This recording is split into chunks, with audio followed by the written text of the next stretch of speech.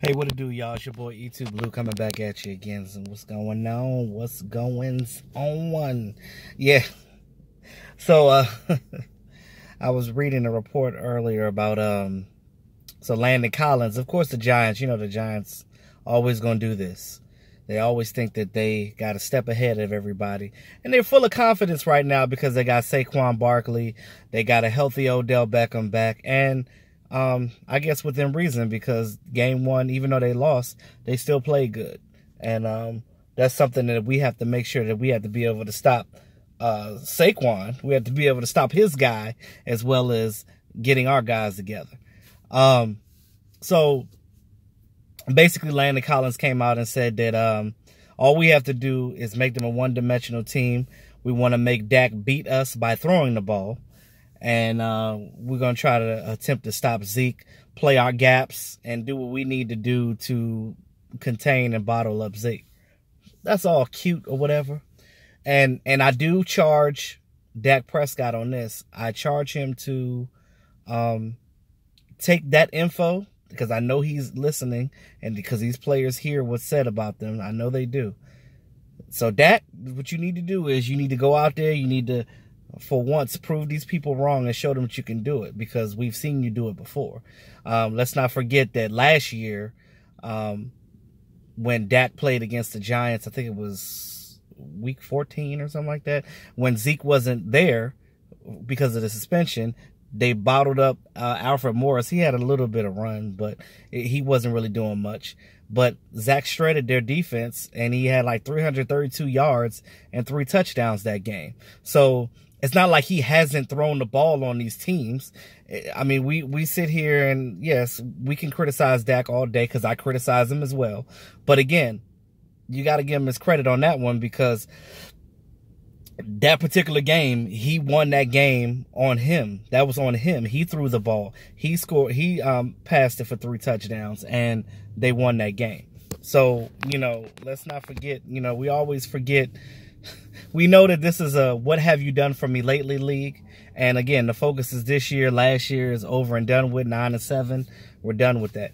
But again, when you go back and look at it, yes, he had bad games, just like every quarterback has bad games. Even Aaron Rodgers and Tom Brady had bad games. Look at Matt Stafford. Matt Stafford dropped a goose egg the first game of the season. And I mean it's so bad over there right now that they're trying to get rid of Matt Patricia, and he just became their head coach. So,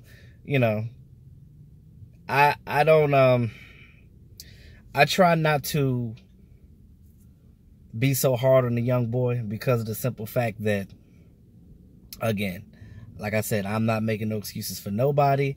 I'm not a homer. I'm just speaking on what my whole philosophy is. This: if I've seen you do it once, I know you can do it again. If I've seen you do it more than once, I know that you're capable of sustaining that. Now, like I said before, Dak Prescott can take this team and play with this team and get them to the playoffs. But again, it has to be a collective effort of the whole team. Like Cole Beasley said in his interview, I think it was either yesterday or this morning, when they were talking to him, they basically said that, hey, look, that game, that Giants game, everybody wasn't on point. If football, first of all, is one of these sports that's the ultimate team sport. It is the ultimate team sport. You got 11 guys on the field, and everybody has to do their job. If everybody's not pulling their weight on the field, you can easily see that. Because all one person has to do is make a mistake and it's a false start. All one person has to do and is a fumble and it goes back for a pick six. For a fumble return touchdown. Same thing. You throw an interception, pick six, touchdown for the defense. So you got to look at these things, and if everybody's in tune and everybody's doing their job and everybody's doing what they're supposed to do, you get better results, period. And like I said, this is from Cole Beasley himself. Cole Beasley believes in his offense still. He believes in Dak Prescott. He said that one pass that he had threw to him, it was just some miscommunication. But again, this is practice is the time that you get that communication together. I know that this offense didn't play all together as far as the first teamers in preseason, which is that's on the coaching staff, because they should have at least had a game where they had Dak play till halftime. I understand that they didn't have off their offensive lineman. They didn't want Dak to get hurt. And speaking of Dak getting hurt, he actually hurt his ankle in that game when he got tackled on one of those sacks. People didn't know that. But they say that he's okay. He's still going to play it through. And I think that DeMarcus Lawrence is dealing with a little injury too. But both of them were fully at practice. They weren't limited. So to me, that says that they're going to play. But I think that Dak, just go ahead and ice that ankle up and do what you need to do, because we need you for this game, and it is what it is. Like I said, if it was me, if I was Dak, I would look at that stuff that Landon and them telling them, and I will go out there and I would show them, and I prove to them, like, yeah, I could beat y'all throwing the ball. Dak just has to pay more attention to his progressions. He has to follow his leads. He has to look at these receivers, because, again, he's missed some open players in the game, and you can't do that. So, you know, like I said, I know that he's worried about that pass rush, because both Carolina and the Giants have a good pass rush. So he has to be mindful of that. And I understand that this offensive line isn't at full strength right now, but you got to work ways around that. Dak can run the ball. Dak, run the ball, bro. You see an opening, tuck that ball in and run, bro. You did it your rookie year. You can do it again. Do more screens. Add a wrinkle in there or two. Put Tavon Austin in the game more, like, because they didn't play him at all. Let Rico get a chance to do something. I don't know if they made Rico inactive because of his arrest and they were just trying to punish him. I don't know what the case was, but they didn't use Schultz, so that was a waste of a spot. Put him in there. Put Rico in there. Let Schultz sit on be inactive this week. Get these wide receivers out here. Make sure that they got their routes, and so Dak could have somebody to throw it to. I mean, at the end of the day, man, we have to. You got to beat the Giants. I mean, there's no way around it. That is a division game, and you can't be dropping these division games, especially not early. You look at around the league right now. Not saying that the Cowboys are the laughing stock, but nobody's giving the Cowboys any type of leeway on winning at all right now. Like, there's no faith in the Dallas Cowboys right now in the outside world. You look at these media outlets, they're saying that the Cowboys are going to go 1-4 in the next 5 in these 5 games. They already got 1 loss. Basically said the only game they're going to win in these 5 weeks is the Lions. But, you know, again, we got to go out. Well, they have to go out there and they got to win point blank, because in order to make people think differently of you, you have to show them different. You have to show them, and you got to smear it in their face. Like I said, we've seen Dak do better things. So it's not like he's not capable. If Dak wasn't capable, I would be on the bandwagon and saying, hey, he needs to leave. But because I've seen him do better, I know that he still can. Again, a lot of that goes, and again, there is different sides to every story, and I get that.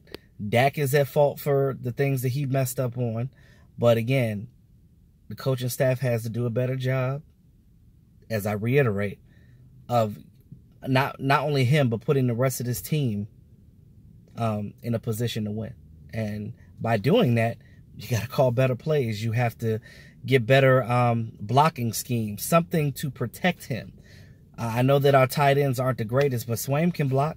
Put him in there. You got Olawale. First of all, Jameis Olawale, I seen highlights of him when he was with the Raiders. They used him in so many different ways. We're just not creative enough. We don't use half of the talent that we have. It just sits on the bench. It just sits on the bench. And I'm flabbergasted, because I don't know. Even last year, well, if I go back to last year, when Zeke was suspended that time, and you had McFadden sitting on the bench and inactive so many different weeks, and you had Alfred Morris that you were running the ball, and he was actually running the ball all right, and you just stopped running the ball. The problem is they stopped doing the things that they're supposed to do. They just give up, and I don't get it. I don't get it. And, like, you know what I'm saying? Like, I know that Tavon is not the end-all, be-all. But, again, you brought him here for a reason. We've seen him do some things in preseason and practice. Give him some of these wrinkles. You practiced it. So utilize it. Put it into the playbook. do something different that you've never done before, because there's a lot of things that the Cowboys have never done that I've seen other people do. And I've seen other teams win with less. So that's just my argument on that. Let's just hope that Dak comes out there and proves them wrong and win this game, because I believe that Dak's probably going to have to win this Giants game on the strength of his arm. And that's scary to think, because, you know, a lot of us don't have faith in him. But I will tell you this, he's done it before. He's beat the Giants with his arm last year. So, I mean, a lot of their secondary guys are still the same. Do it again, Dak. Just do it again. And there's no excuses anymore. Do it again. This is your team. This is your 3rd year in the league. The time now is to learn. If you don't know, you need to practice at it. You got to keep practicing at it. I don't care how long. You stay at the facility all damn night if you need to. Keep practicing at it. And that's the bottom line. So with that being said, y'all, like, share, comment. It's your boy E2 Blue. Always keeping it real. Talk to y'all later.